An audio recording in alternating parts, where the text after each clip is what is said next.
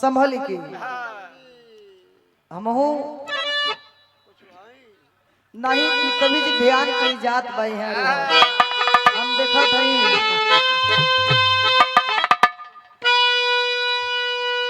कहल गइल का भारत भूषण आभूषण संसार का माँ के गोदी में पलते हंसे रे बबर आन के शान पर जान दो दे दिया शेर पंजाब में था वो शेर बबर सलीम शहनाज घर में दो बच्चे रहे जवान वो था एक फौजी समान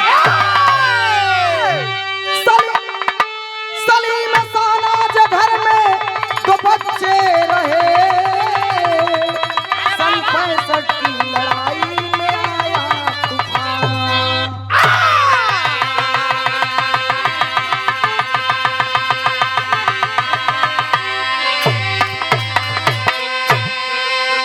बिरहा जौन बा शीशा के तरियन झलक जाई कभी जी संभल के एकदम शीशा के तरियन कहानी झलक जाई बजा का मास्टर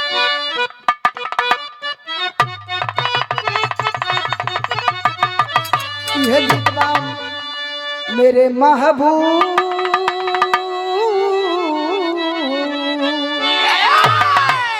मेरे महबूब मेरे साथ बड़ा काम किया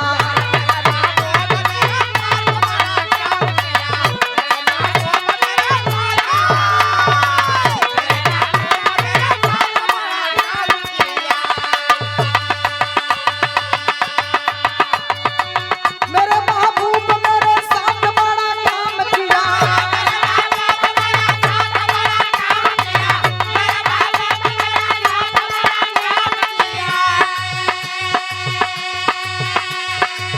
मेरे महबूब मेरे साथ बड़ा काम किया काम किया काम किया काम किया प्यार मांगा तो झोली में सबको डाल दिया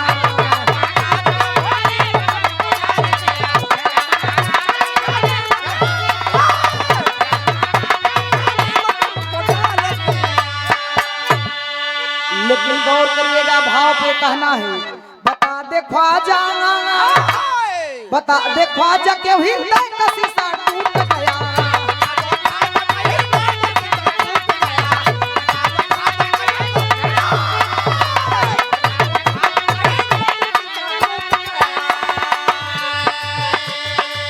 बता दे ख्वाजा के हृदय का शीशा टूट गया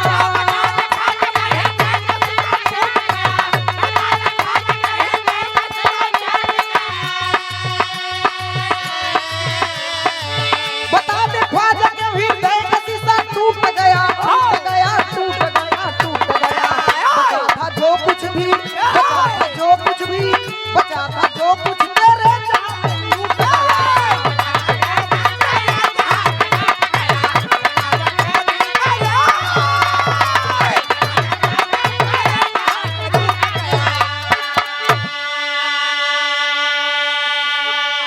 ए भैया बात के समझ ला बचा था जो कुछ तेरे जहां में लूट गया एक मोहम्मद उस्मान रहलन उनकर एक औरत जौने औरत के नाम वहीदा दो बचवा रहलन एक लड़का और एक लड़की लड़की के नाम शहनाज और लड़का के नाम सलीम ए भैया दो बेटवा बिटिया रहलन और देखे संजोगन मोहम्मद उस्मान करत का रहलन हो बताओ गई संगत के लाइन में जोहरी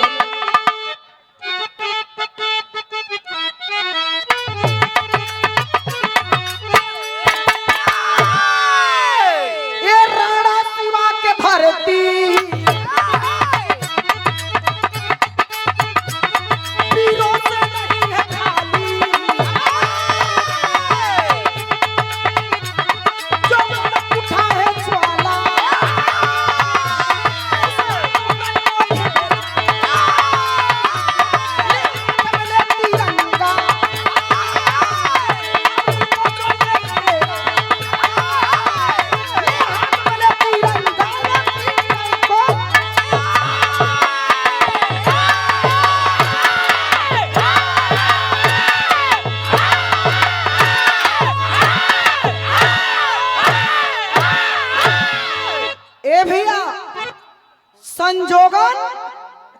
मोहम्मद उस्मान कारगिल की लड़ाई में शामिल हलन। बात क्या आप लोग समझिया, कारगिल की लड़ाई में शामिल हलन। ए बाबू, मोहम्मद उस्मान के साथी अब्दुल हमीद हलन। अब्दुल हमीद हिंदुस्तान के लिए हंसते हंसते भारत माँ के गोदी में सो जाता है, हिंदुस्तान के लिए कुर्बान हो जाता है। पापी कमीना उग्रवादी ये भैया का कैलन, मोहम्मद उस्मान के पकड़ के हो कैदी बना हलन। कैदी बना के का कैलन, अपने गिरोह में शामिल कैल हलन। और शामिल कैला के बाद मोटा हेडिंग में पेपर में छपवा दहलन कि अब्दुल हमीद के साथ साथ मोहम्मद उस्मान भी मारा गया। मोहम्मद उस्मान मारा गया। मोहम्मद उस्मान की औरत वहीदा अपने बचवा के लेके, सलीम बेटवा के लेकर के, शहनाज बिटिया के लेकर के दिल्ली शहरिया में आई हलन। और जब दिल्ली शहर में आई हली, ये बाबू देखे एक दुकान पे बैठ करके बचवन के खियावत पियावत रहली न हो, तब तक नजर उनकर पेपरवा पे पड़ गई, अखबार पे पड़ गया। और जैसे अखबार पे पड़ल, ओमे मोटा हेडिंग में लिखल बा कि अब्दुल हमीद के साथ साथ मोहम्मद उस्मान भी मारा गया। खबर पढ़ के मतारी जमीनिया पे लड़खड़ा के गिरली हो, बेहोश हो गईली। और जैसे बेहोश भईली, दोनों बचवा जनबा मतारी के बहिया पकड़ के रोवत हवन, चिल्लात हवन। तब तक देखे लोग जुटलन, बचवन के कगरी कई के मतारी के जनबा मुहमा दाब करके ओके लोग होश ले आइल, उठा के बैठावल। अब पूछे लगलन कि तू काहे अचानक बेहोश हो गईलू। बिरहा में गीत लगल, मास्टर बजा के आ जा।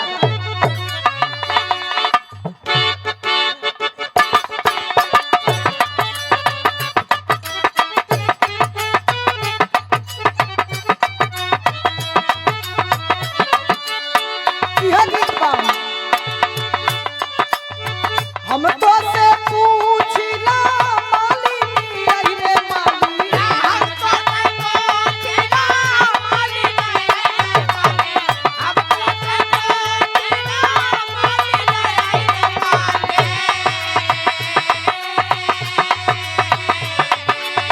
हम तो से पूछला मालिनी, आई रे मालिनी,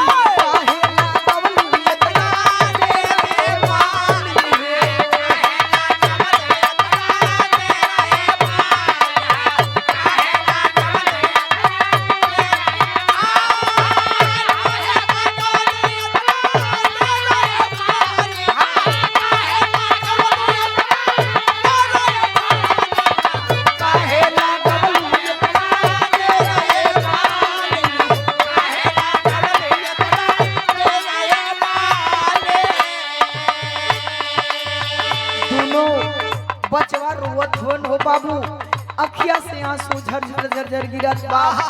महतारी वहीदा बचवन के लेके रोवत बा। और रो के बाबू एक हथवा बिटिया के सर पे रखलस हो, दूसर का हथवा बिटुआ के सर पे रख करके रोवत या ऊपर वाला से दुआ करत बा। मनवा में सोचत बा कि हे ऊपर वाला ऐसन मोड़ पे ला के खड़ा कैला हो, ऐसन मोड़ पे ला के खड़ा कैला, मैं आगे चल जाता न पीछे चल जाता बा। रोवत बा, कहत बा, का कहले बा, रोवली लोही ना भईनी कोने के बिलारिया हो,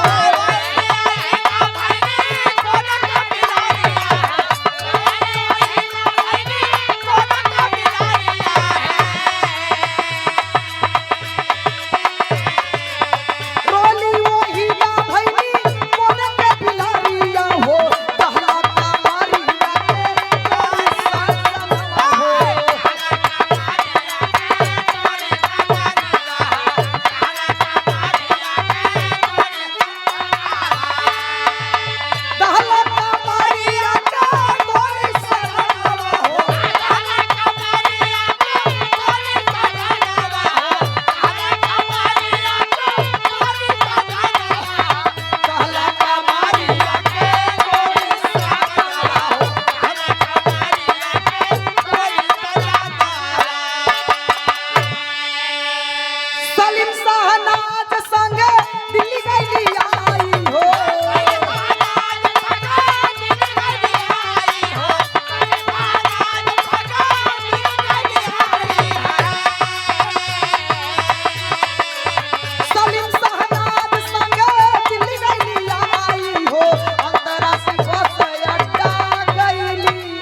भेटाई हो।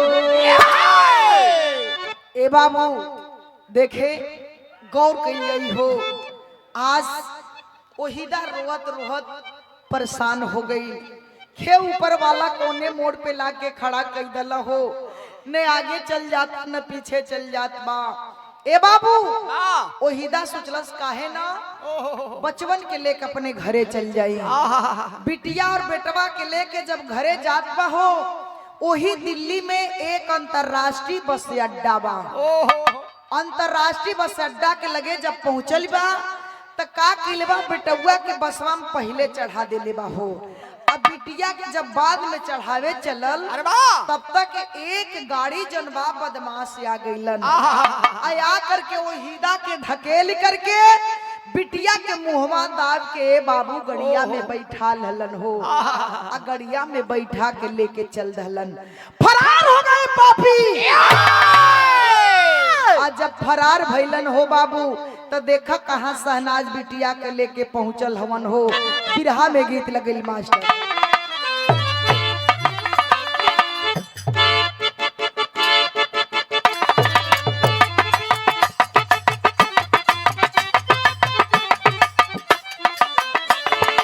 यह गीत बा कोनो दुल्हन अपने मन से धू से कहले बा। का कहले बा? अखिया मिलावा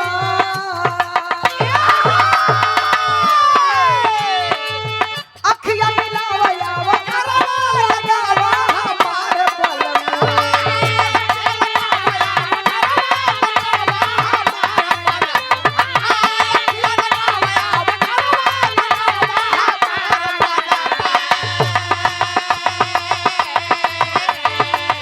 अखिया मिलावा यावा करवा लगावा हमारे बलम। कोरा हमके उठावा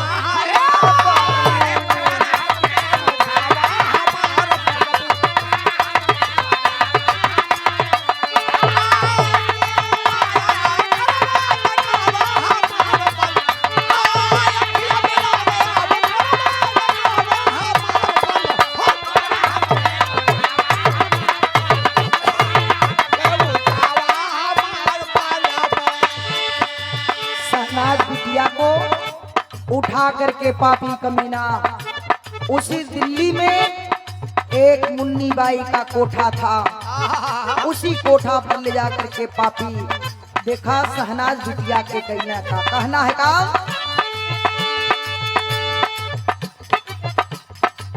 रंड के कोठवा पे पहुंचा तू तैया कचनार कलिका।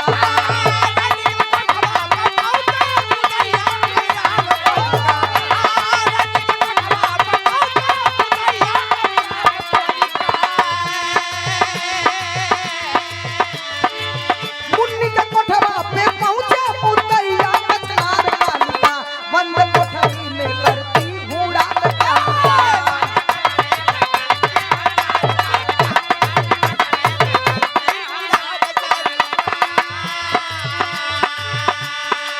उन्नीस बरस के जब भैली छोकरिया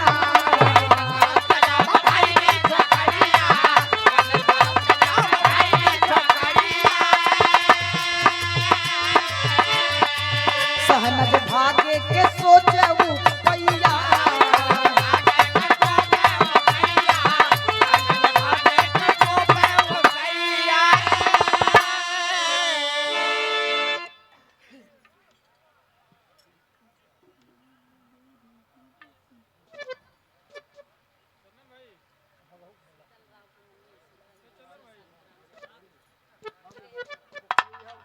ए शीतल राय की मम्मी,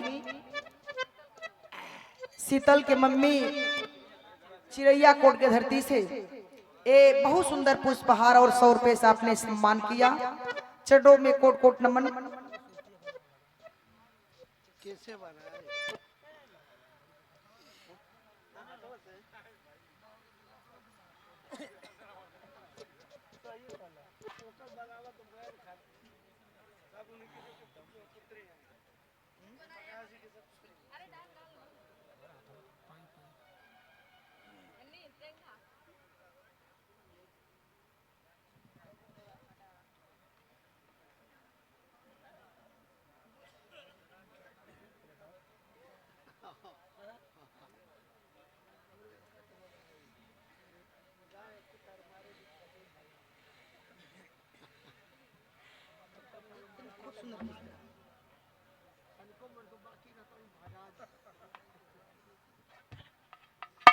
जा करके शहनाज बिटिया के दिल्ली में एक मुन्नी बाई का कोठा था।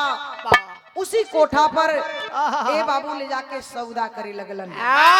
मुन्नी बाई जब बाहर निकलल देखलस दरवाजे पर एक लड़की। वो लड़की के देख करके बाबू ओकरे आंख में आंख डाल के जब नैन से नैन दोनों के मिलल न हो तो नैन चार हो गई। मुन्नी के दिल में प्यार की ममता उमंग हो गई। मुन्नी सोचलस एके अपने पास ना रखम, एके अपने घरे ना रखम, एके अपने से दूर रखम और एके पढ़ा लिखा के कोनो अधिकारी बनाई, कोनो अफसर बनाई। लोग कहेला जेके राम ना बिगड़िया ओकर केहू का बिगाड़ी। गौर करिएगा बाबूजी, नीचे वाला के लाठी में अक्सर आवाज होती है लेकिन ऊपर वाले के लाठी में आवाज नहीं होती है।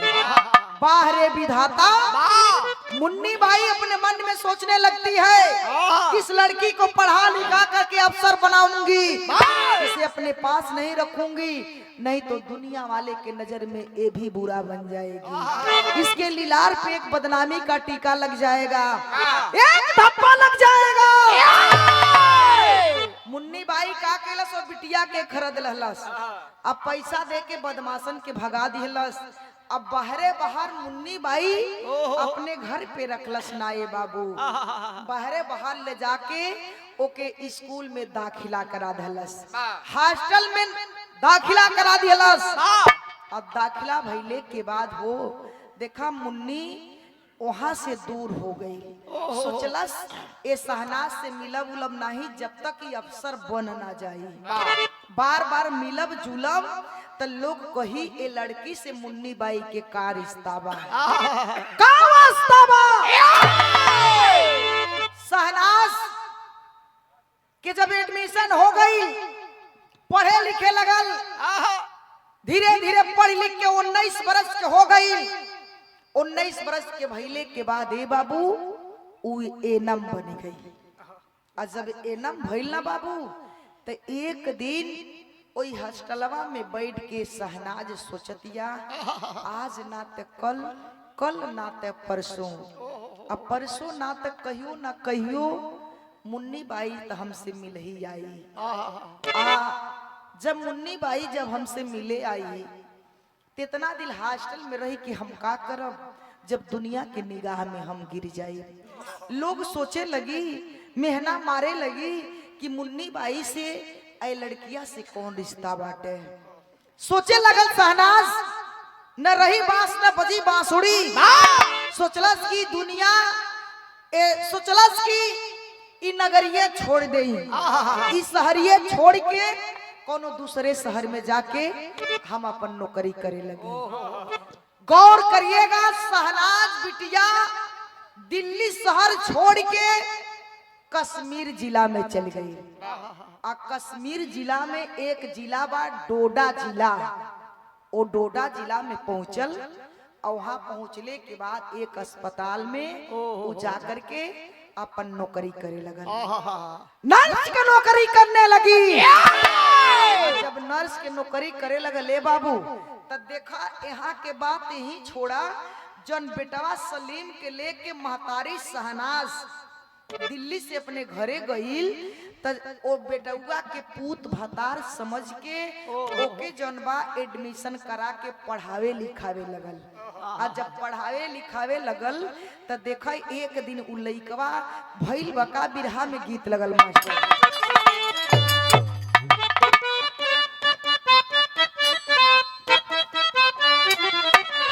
यह गीत बा हो झुमका चूमेला,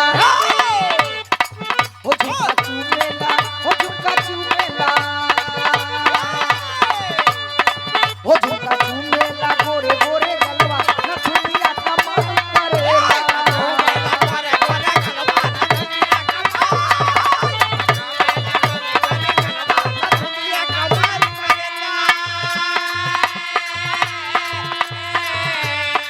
हो खून सब सा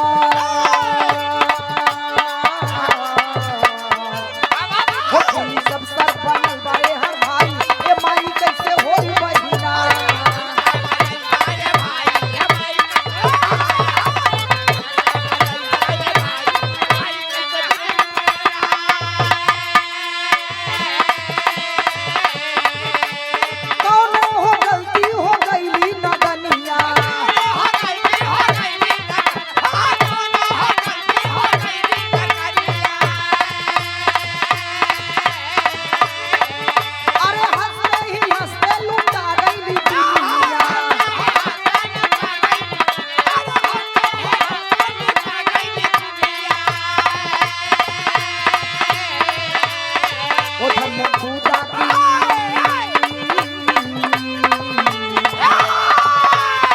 ओ धन पूजा के बाड़ी पूजाई माई कैसे होई बहिना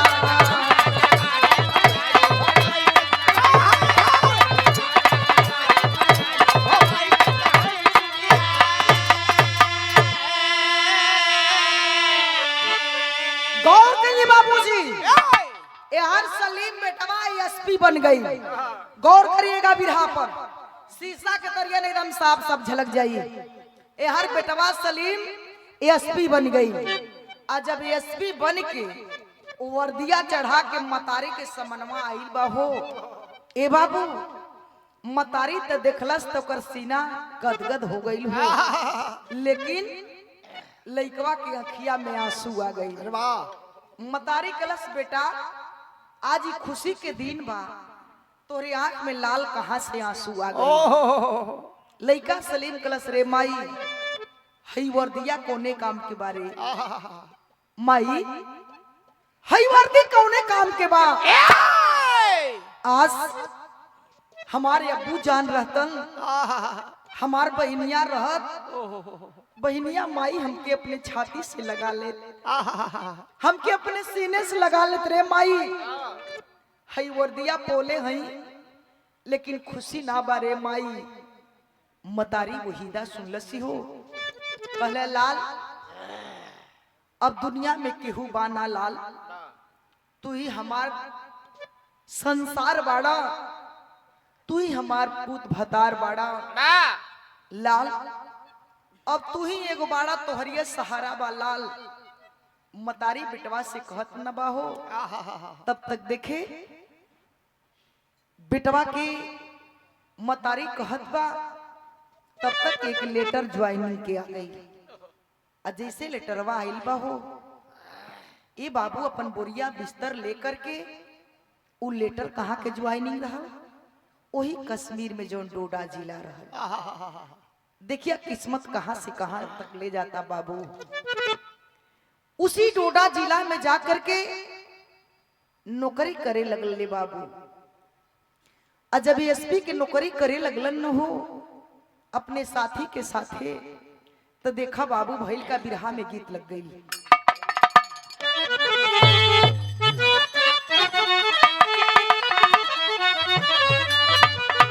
माता की ममता आशा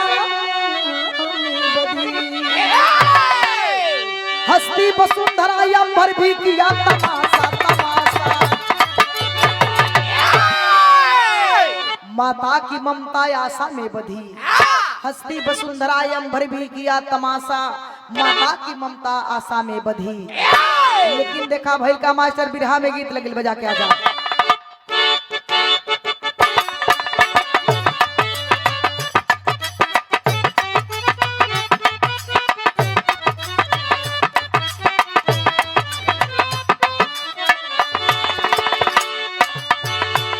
जब कश्मीर डोडा जिला में सलीम एसपी बन के गई हन बाबू ओसमे के बाद का कहना है का उग्रवादी सिपाहियों के साथ गौर करिएगा। वहां पहुंचने के बाद करत का हम कहना है का उग्रवादी सिपाहियों के साथ जाकर डेरा डाला है अफगानिस्तान के जाकर के पापी वहां भड़काया है। ओ डोडा जिला में एक दरगाह था उसी दरगाह के अंदर उग्रवादी ये बाबू घुस गई रहलन आ घुसले के बाद अंदर से जनबा किल्ली लगा देले रहलन। संजोग से एसपी साहब के वही ड्यूटी लग गई अपने साथी के साथ जनबा ड्यूटी करत हवन। लेकिन देखा ओ दरगाह के अंदर से पापी कमीना अपने में सलाह करत हवन कि रात के जन बाटे निकलल जाई और जितना आस पास के लोग बाटे जितना आस पास के घर बाटे सबके उड़ा देवल जाई। जब ये बतिया सोचत हमन तो ओही में ये बाबू पापी कमीना उग्रवादी मोहम्मद उस्मान को कैदी बना करके अपने सथवा लेके आई लहलन। गौर करिएगा, साथ में लेकर आए हुए थे। मोहम्मद उस्मान सोचे लगल रही बाप हो बाप, हमारे हिंदुस्तान में आके पापी इतना बड़ा चाल चल रहा है। मोहम्मद उस्मान सोचलन अब तो अपने हिंदुस्तान में आ गए हैं, चाहे जान जा चाहे बचे, लेकिन पापी कमीना के इतना गलत काम हम उठावे ना दे, इतना गलत काम हम करे ना दे। लेकिन देखा कहत कवन बिरहा में गीत लगी मास्टर।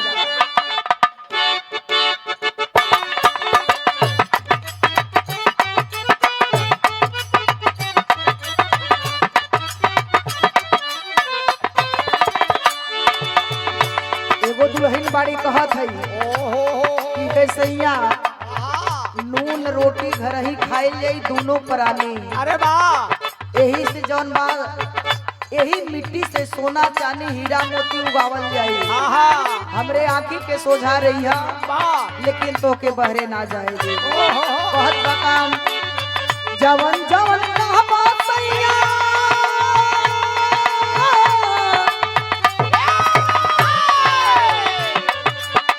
जवन जवन कहबा सैया माना बाजी दिया में।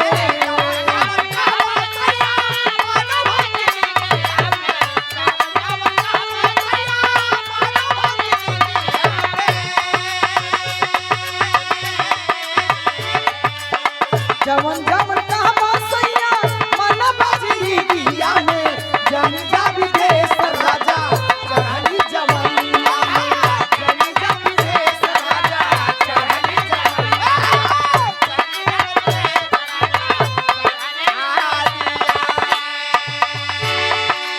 उसी दरगाह के अंदर से पापी सोच रहा है कि रात में अगल बगल का जितना मकान दिखाई दे रहा है सब मकान को धुआंधार बम और गोली से उड़ा दूंगा। मोहम्मद उस्मान दरगाह के अंदर सोच रहा है, क्या कहना है?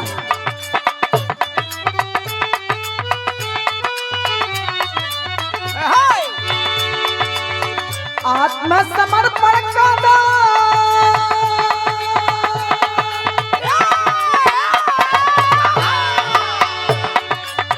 आत्मसमर्पण का पापी अपना टोली आके नाही तमारल जइबा बमयौरी गोलिया से।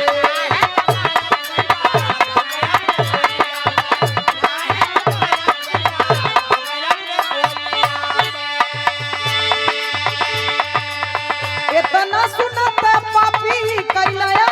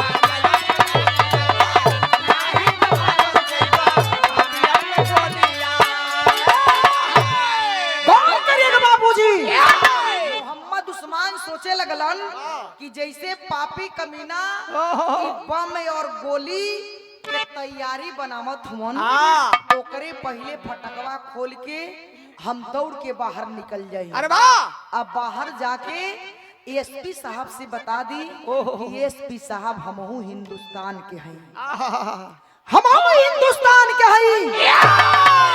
ए बाबू, जैसे मोहम्मद उस्मान दौड़ल चहलन ओइसे पापी कमीना देखा कैले का बताओ कि मास्टर चलो रिया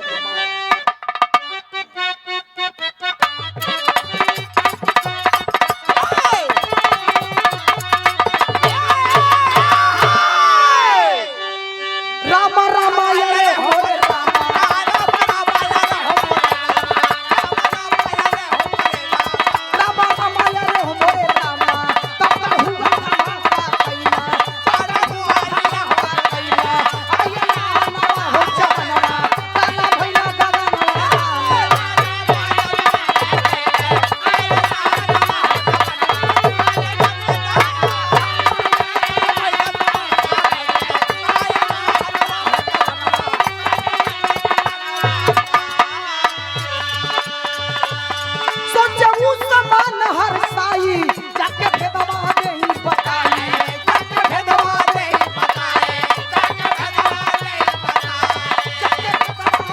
बताई हे भारत प्राण से प्यारा हे भारत प्राण से प्यारा हे लाना हो जवाना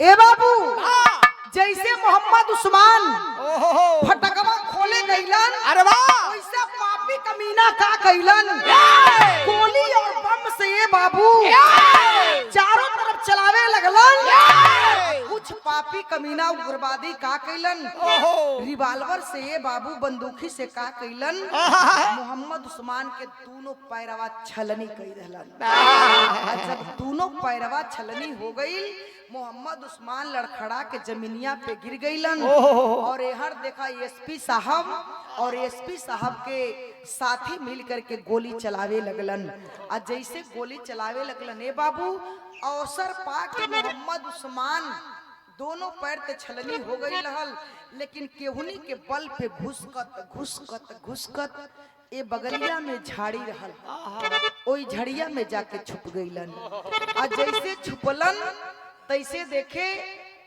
एसपी साहब एक एक पापी उग्रवादी के मारने के बाद लेके जन बात टार्च खोजे लगलन कि कुछ और पापी कमीना उग्रवादी अगल बगल छुप तो नहीं न गए हैं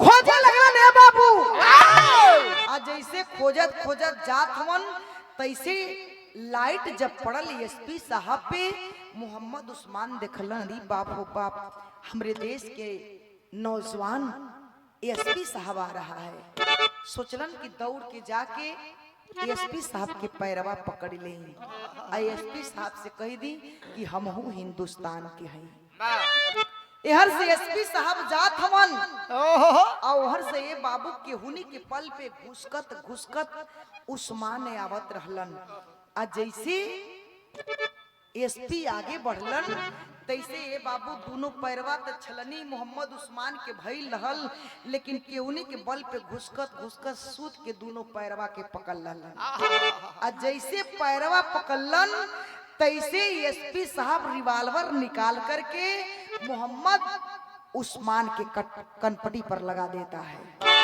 आज जैसे कनपटी पे लगल ए बाबू तैसे दोनों पैरवा के तो छलने हमन मोहम्मद उस्मान छोड़त ना हमें लेकिन यार एसपी साहब रिवाल्वर कनपटी पे लगोलन बोले लगलन बता दो तेरे साथ कितने कितने आदमी कहाँ छुपे हुए हैं उग्रवादी वरना इस रिवाल्वर का गोली तेरे पूरे जबड़े मुंह उतार दूंगा ए बाबू जब उस्मान सुनलन तो सूतल रहलन सूत के पकड़ ले रहलन धीरे धीरे उठ के बैठ के पैरवा पकड़ ले हवन छोड़त ना हवन और रोवत हवन रो के कहलन हे साहब पैरवा पकड़ ले हवन रो के कहलन कि हे साहब हाई रिवाल्वर के गोली हमरे कनपटी पे नाही हमरे पूरे सिनेमा में पूरे शरीरिया में आप उतार दे लेकिन एक हमार बात सुन ले एसपी साहब अब तो हम आपके हवाले हो गई हैं लेकिन हमारे बतिया तरोरे सुन ले कहत होन का मास्टर बतावल गई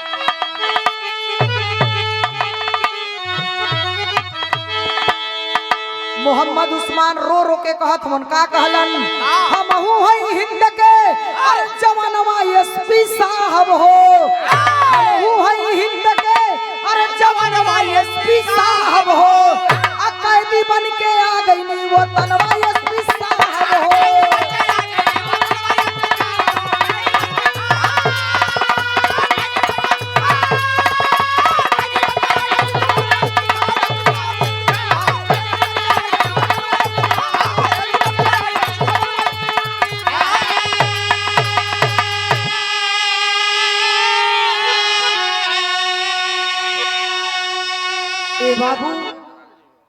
ए एसपी साहब के पैरवा पकड़ के कहलन कि एसपी साहब हम हो हिंदुस्तान के ही हो, हमरो घर हिंदुस्तान में है। एसपी साहब रिवाल्वर लगोले रहलन और लगा के कहलन सच सच बोल दो कि तेरे साथी कहाँ कहाँ छुपे हुए हैं। ए बाबू अखिया में आंसू लेके मोहम्मद उस्मान कहत होन का कहलन,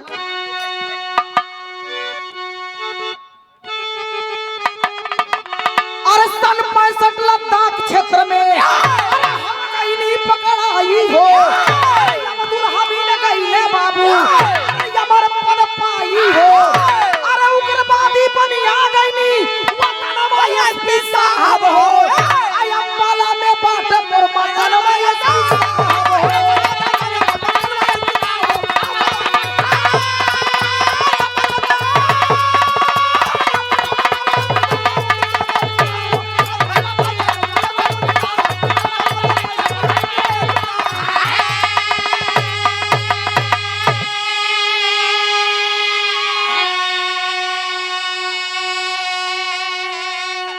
कहला एसपी साहब हम हिंदुस्तान के रहे वाला हैं, हम सन 65 में लद्दाख क्षेत्र में लड़ाई होत रहा, हम हमारे साथी अब्दुल हमीद दोनों जाने वो लड़ाई में कारगिल की लड़ाई में रहने के।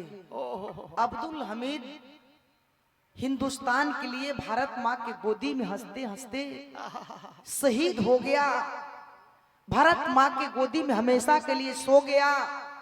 लेकिन एसपी साहब पापी कमीना उग्रवादी हमरे साथी के तम मार धलन हो, हमके पकड़ के अपने गिरोह में शामिल कैल हलन और शामिल कैला के बाद मोटा हेडिंग में पेपर में छपवा दे हलन कि अब्दुल हमीद के साथ साथ मोहम्मद उस्मान मारा गया। एसपी साहब जहां जहां तहां हमके साथे साथे ले ले जा।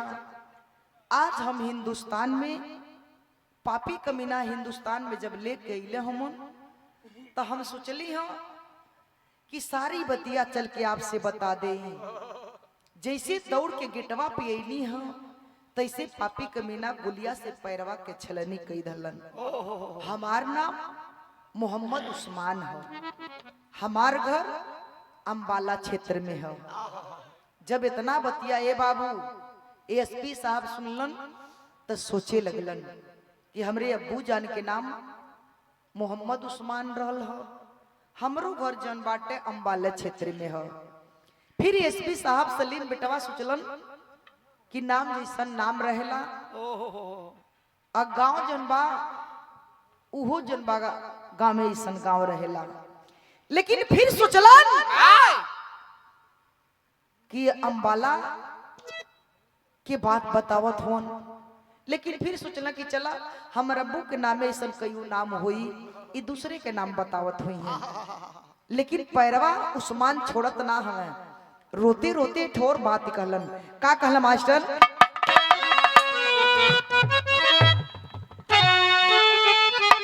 ओही भाव में बताओ कौन का बतावलन। अरे नमवा हमार बाटे मोहम्मद उस्मान हो, अभी भी हमार बड़ी वहीदा रहमान हो।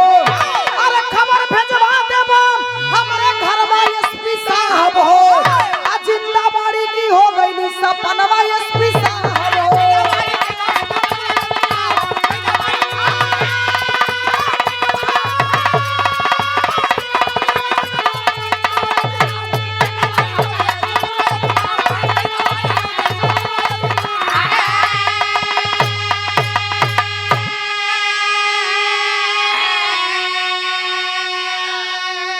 एसपी साहब हमार नाम मोहम्मद उस्मान हो, हमरे बीबी के नाम वहीदा रहमान हो, हमार घर अम्बाला क्षेत्र में है।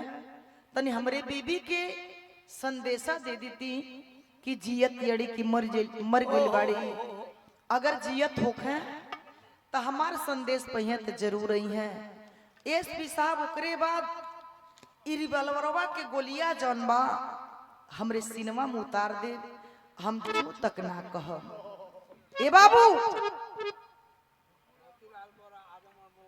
ए भैया कहला संदेशा देवा देते कि हमार बीवी वहीदा जीवित है कि मर गई है। जब बतिया एसपी साहब सलीम सुनलन तो सोचे लगलन हमरो अम्मी के जौन बाटे वहीदा नाम हो, हमरे अब्बू जान के उस्मान नाम हो, हमरो घर अम्बाला क्षेत्र में हो, कहीं यह हमारा अब्बू जान ना न होवन। लेकिन फिर सोचलन कि यह चलन नाम जैसा नाम होई। का कैलन एसपी साहब कनपटी पे रिवाल्वर लगोले रहलन, अपने साथी के बुला के मोहम्मद उस्मान को उठवा करके गड़िया में अपने बैठा ललन, और गड़िया में बैठा के लेके कहाँ चल गईलन, वही डोडा जिला के अस्पताल में ले जाके उस्मान के भर्ती कई। और जब भर्ती कैलन ये बाबू तो देखा भइल का अलग लाइन में बतावल गई मास्टर।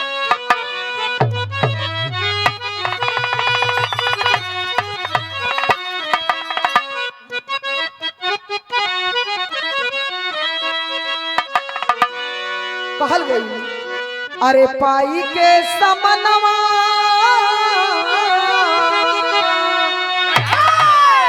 पाई के समनवा भर तालवा तलैया रे भैया,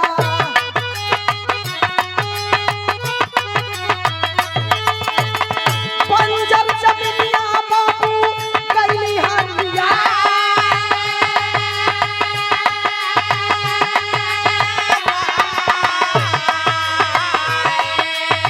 सुखवा के बादल आवे सुखवा के समैया रे भैया,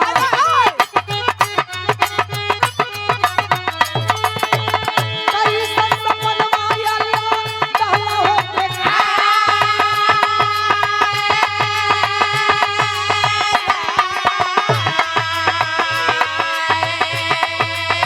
सुनी के खबरिया फट, सुनी के खबरिया फट, ये सभी के छतिया रे भैया,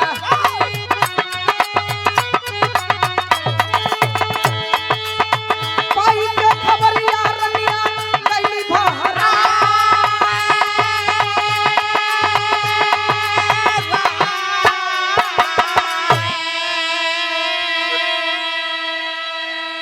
एसपी साहब खबर भेज के अपने महतारी के बोलन, आज जैसे महतारी के बोलन, आज जैसे वहीदा गली देखली बेड पर मोहम्मद उस्मान के दवा दुआ होत बा, देख के पहचान के अपने सैया के देख के बाबू गले से गले मिला के रोवत है तड़पत है। बगल में एसपी साहब खड़ा हुवन रोवत है।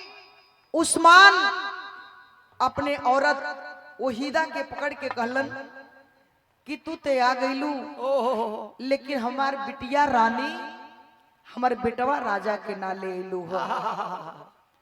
रो करके अपने सैया के पकड़ करके वहीदा कलश किए सैया हई जन तोर समनवा खड़ा हमन, हई वर्दिया पहन के हो, इहे तोहार लाल हमन, इहे तोहार बेटा हमन, तोहरे ना रहले पर लोग बहुत बहुत मेहना मारल, मोटा हेडिंग में पेपर में छपवा दहलन कि तू मारल गईला। बेटवा और बिटिया के लेकर के वही दिल्ली में अंतरराष्ट्रीय बस अड्डा पे पहुंचल रहनी, बिटिया और बेटवा के लेके आवत रहन, हमके ढकेल करके पापी कमीना बिटिया को उठा ले गईलन। बिटिया के पता ना बा मर गईल की जियत बा, लेकिन यह बेटवा तोहार सलीम हमन। बापे और बेटा के नजर आमने सामने पड़ल बापू, दोनों बाप और बेटवा गले में गले मिला के रोए लगलन। लेकिन एक आह सतावे लगल कि औरत मिल गई, बेटवा मिल गई, लेकिन हमार बिटिया रानी ना मिलल।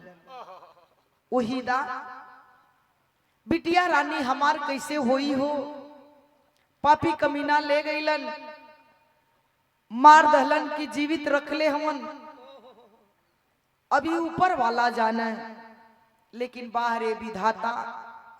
ए बाबू इतना बतिया वहीदा और उस्मान आपस में करत रहलन, लेकिन उहे बिटिया रानी अपने अब्बू जान के दवा दुआ करत रहल।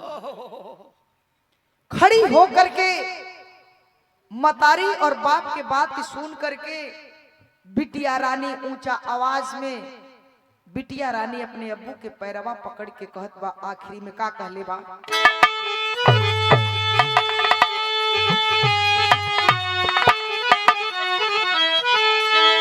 कहने लगी बेटी सुनो माई के बतिया,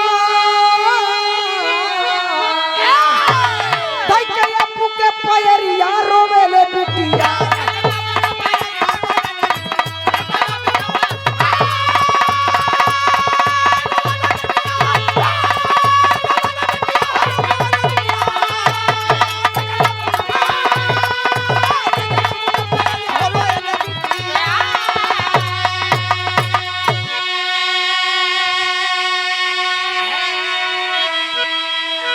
रो के सब कथा नर्स भाई से बताई, अब भाई अपने बहिना के गले से लगाई।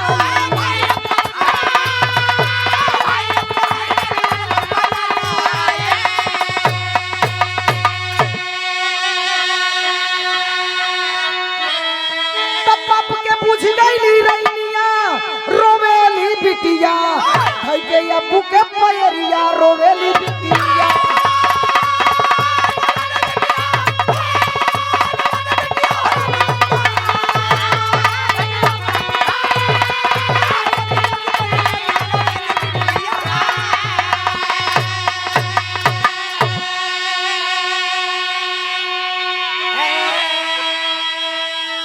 गौर करिएगा बाबूजी, शहनाज बिटिया अपने अब्बू जान के पैर पकड़ के रोए लगलिन हो। कहलिए अब्बू जान इहे तुहार बिटिया रानी है हो कि आज जन तुहार दवा दुआ करत है। अब्बू के पैर पकड़ के बिटिया रोवतिया, मतारी रोवतिया, रो रो के सारी हाल अपन माई बाबू से बतौलस।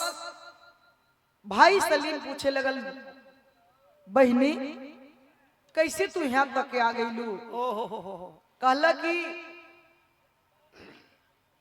कहलस कि जब मतारी हमके लेके जात रहली, बदमाश हमके उठा के ले गईलन। दिल्ली में एक मुन्नी बाई बा, वही मुन्नी बाई के कोठा पे बेच रहलन। मुन्नी बाई हमके अपने पास न रख के हमके स्कूले में पढ़ा लिखा के जौन बा हमके नर्स बना दिहलस। ई त माई हमार केवल जन्म देले बिया, लेकिन उ माई हमार कर्म के अधिकार बा। उ माई ना रहती त ई माई बाबू हमके देखे के ना मिलल रहतन। हमार माई उहे माई है। कहलस कि माई लोग कहला कि बुरा के साथ रब त बुरा असर होई, बुरा के संगत करबो तो बुरा व्यवहार होई। लेकिन ए बाबू आज के डेट में लोग जौन बा बुरा के साथ रह के बढ़िया बढ़िया लोग बन जाता, अब बढ़िया बढ़िया लोग बुरा के संगत में जाके बर्बाद हो जाता हूँ, बिगड़ जाता हूँ। लेकिन वो तो बुरा होके हमके कितना अच्छा रास्ता दिखोलस, हमरे लीलार पे बदनामी के टीका लगले से बचा लेलस। अगर वो चहले रहत हमार जिंदगी नाश हो गई रहत, लेकिन धर्म के माई रहल। कहानी समाप्त आखिरी में बतावल गई। स्वामी गुरु बिहारी लगन जीउत कभी से उधारी, देवकी नंदन शिव कुमार शारद के बने पुजारी। माता की ममता आशा में बधी, गायिका नूर जहां के रक्षक दुर्गा माता, आशा की ममता आशा में बधी।